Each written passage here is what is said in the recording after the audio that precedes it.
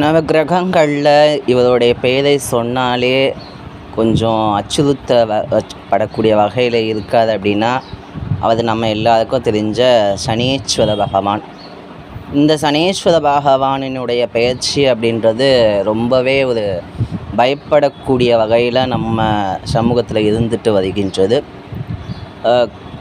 நியாயக்காரகன், கர்மகாரகன் அப்படின்னு சொல்லக்கூடிய இந்த சனீஸ்வர பகவான் ஒருவரினுடைய பிறவி கர்மங்களை தீர்ப்பதற்காகவே அவரினுடைய ராசி கட்டத்தில் பயிற்சி ஆகின்றார்.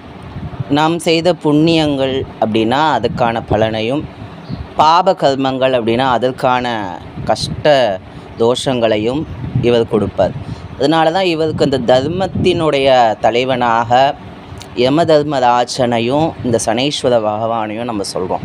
இவங்க 2 பேருமே காலத்துக்கு மாறாக எப்பவுமே நடக்க மாட்டாங்க. அவர்களினுடைய பணியை தத்தம் எவர் தடுத்தாலும் செய்யக்கூடிய அந்த விசேஷ ஒரு அங்கீகாரத்தை பெற்றிருப்பதால் தான் சனீஸ்வர பகவான் அப்படின்றவர் ரொம்பவே போற்றக்கூடிய வகையில், நம்மிடையே மதிக்கப்படக்கூடிய வகையில் இருந்து கொண்டு வருகின்றார்.